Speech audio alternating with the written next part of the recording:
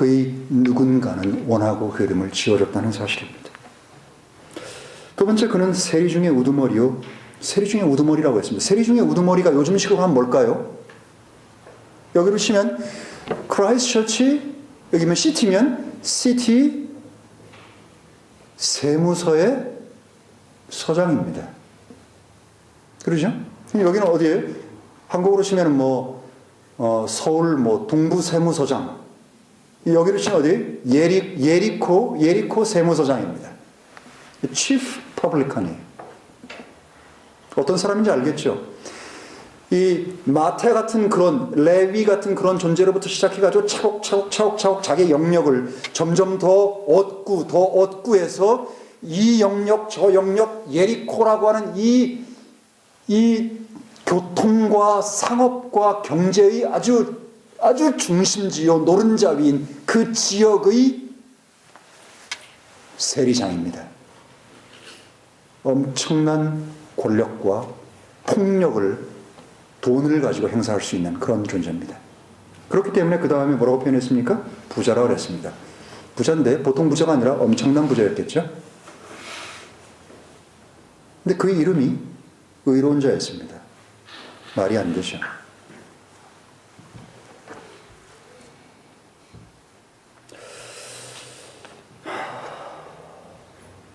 세 번째로 3절을 보시면요.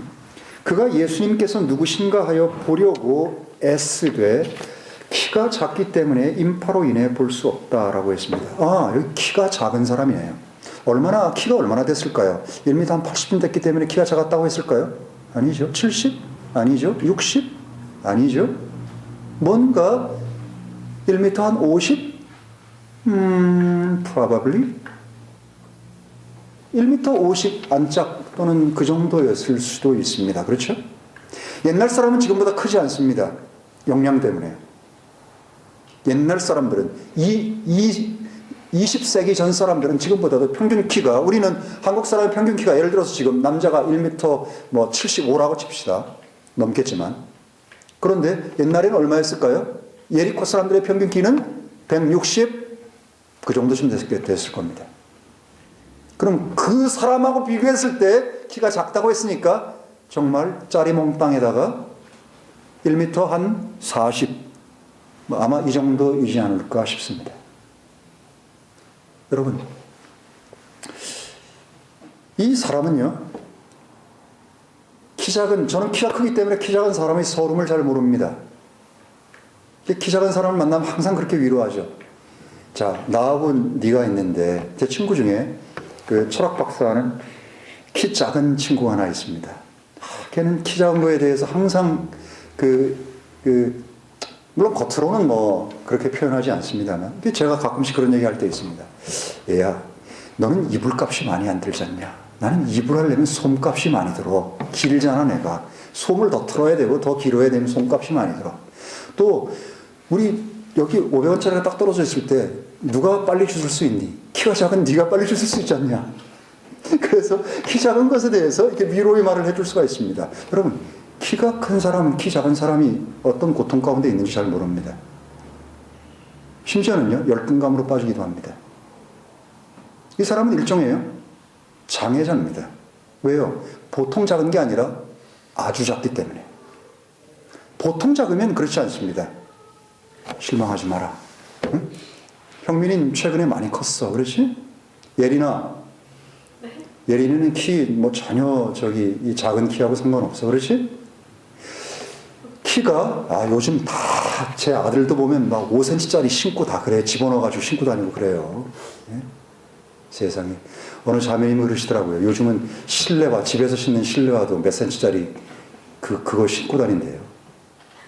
그렇게 이 외모 지상주의가 한국을 완전히 통째로 먹어버렸습니다. 겉으로 드러나는 모든 것에, 모든 판단과 모든 것을 다 거는 그런 사회로 철저하게 변해버린 겁니다. 사람은요, 이런 특별한 장애를 가지면요, 열등감에 빠질 수밖에 없습니다. 그리고요, 성격 밝고 막 이렇게 안 됩니다. 뭔가 꼬인 게 있고요. 뭔가 이 부족함을 항상 느낄 수밖에 없는 것입니다. 이 신체적인 외모, 여기 신체적인 이 외모가 키가 아주 작았다라고 표현한 걸 딱 통해서 여러분은 이것이 영적으로 나에게 어떤 의미를 줄까 한번 좀 생각해 볼 필요가 있습니다. 영해를 하라는 게 아닙니다. 영해는 절대로 하면 안 됩니다. 영해를 해야 될 때는 해야 되지만 아무 때나 스피리추얼라이제이션을 그냥 갖다 대고 하면 안 됩니다. 영적인 의미가 뭘까요? 한 사람이 있는데 그는 의로운 사람이라고 이름이 붙어졌는데 의로운 것과 전혀 상관없이 살고 있고 지금 그는 키가 아주 작아요. 아주 부족한 상태에 있습니다. 모든 사람이 죄를 범하였음에 하나님의 영광에 이르지 못하더니 fall short of the glory of God. 하나님의 영광에 미치지 못하다는 거예요. 부족하다는 거예요. 그런데 3절에 보면 한 가지 그에게서 보통 사람, 이 당시 보통 사람에게 없는 한 가지가 있었습니다. 그는 예수님께서 누구신가 하여 보려고 애썼다고 되어 있습니다. 누가 알았을까요? 하나님이 알고 계셨습니다. 예수께서 알고 계셨습니다. 뭐라고 표현하고 있는가 하면요, 영어로 보면요, He sought to see Jesus who he was and could not for the press. 사람들이 눌리니까 그 속에 들어가가지고 깡충깡충 거려도 볼 수가 없습니다. 발돋움을 해도 안 돼요. 사람들이 옆에서 밀면서 이 삭개오 이 원수 같은 놈 잘 만났다가 옆구리 팍 치고 발을 밟고 왜요? 군중들이 그렇게 밀치는데 뭐 누가 누군지 알아낼 수 있습니까? 이 원수 드디어 만났다. 뒤에서 혹시 누가 칼을 갖다 대고 푹 찌르면 죽을 거 아닙니까? 그런 위협입니다. 그런데 또 그 안에서 예수가 누구신지 보려고 그렇게 애를 썼다는 것입니다. 우리 중대한 한 가지 질문을 한번 던질 필요가 있습니다. 무엇이 이 형편없는 인간을 이렇게 예수를 만나고 싶어서 이렇게 예수를 보려고 애쓰는 한 존재로 바꾸었는가 하는 것입니다. 여러분, 예수를 지금 쫓고 있는 12명의 제자, 그리고 예수를 따라가고 있는 무수하게 많은 사람들의 영적인 상태를 한번 생각해 보십시오.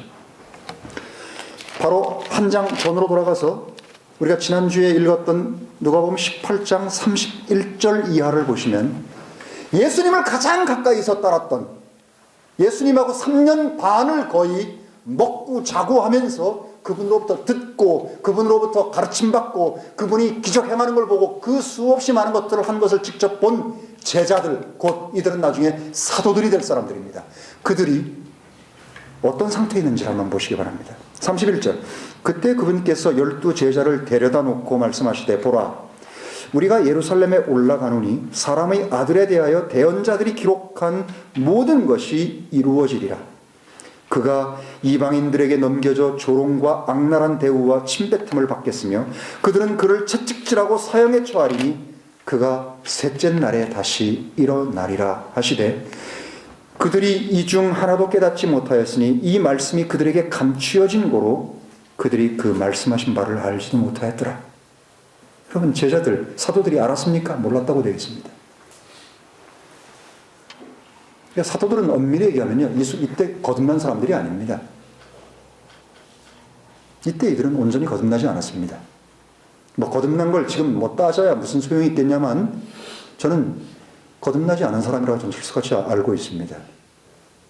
어느 분은 예수님께서 부활하시고 나서 성령을 받으라라고 숨을 내셨다라고 하는 것을 그들이 거듭난 기점으로 보는 분들도 있습니다. 일리가 있습니다. 그 부분에 대해서는.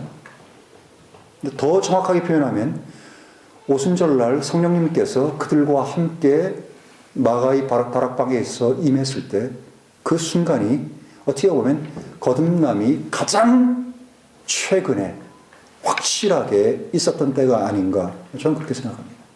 그 이전에 숨을 내쉬며 성령을 받으라, 그것도 가능성은 있습니다. 어찌됐건 간에 이것이 제자들의 상태였습니다. 이유가 딱 한 가지입니다. 이유가 뭐라고 되어 있습니까? 이 중 하나도, 이 중이 뭐예요? 예수님이 하신 말씀 가운데 하나도 깨닫지 못했다라고 되어 있습니다. 왜요? 그들에게 이 말씀이 감추어져 있기 때문에요. 여기 They understood none of these things and this saying was hid from him. 감추어져 있다는 거예요. 여러분, 이게 현실입니다. 아무리 교회에 오래 다니고 아무리 교회에 다니면서 성경을 필사를 합니다. 나는 성경 신약 구약 해가지고 난 받아 적는 거 벌써 6번 했어요. 나는 성경 통독 벌써 20번 했어요. 여러분, 이거 아무 소용없는 겁니다. 아무 소용이 없는 거예요. 왜요? 여기 제자들 보십시오. 그거 받아 적은 사람이 제자들보다 나아요? 안 낫잖아요. 근데 문제는 뭔가 하면 말씀의 빛이 그의 영 안에 흘러 들어온 적이 없는 겁니다. 무슨 말인지를 몰라요, 그게요. 그게 모르기 때문에 깨닫지 못하는 겁니다. 그럼 여전히요, 가려져 있고, 덮여져 있고, 뒤집어 씌워져 있고, 그래서 어둠 가운데 여전히 있는 거예요. 교회를 소위 모태신앙을 하든지 뭘 하든지 아무 상관없습니다. 상관이 없는 겁니다. 중요한 건 말씀의 빛이 내 안에 들어와서 너로 하여금 어둠에서 빛 가운데로 분명히 예수, 하나님, 말씀, 성경 그것들이 무엇인지 다는 아니어도 상관없습니다. 다는 어떻게 한 사람이 처음에 이것 다 압니까? 가장 기본적인 것들을 보고 확인하고 그것에 의해서 이해력과 깨달음에 도달했냐 이거예요. 그게 없는 사람은 거듭남과 아직 상관없습니다. 오래 다녔기 때문에 주워 들어서 압니다. 오래 다녔기 때문에 그냥 자동적으로 튀어나와요. 무슨 얘기만 탁 하면 그냥 정답 100점 다 나옵니다. 근데 100점하고 상관없어요. 왜? 아직 말씀이 그들 가운데 hide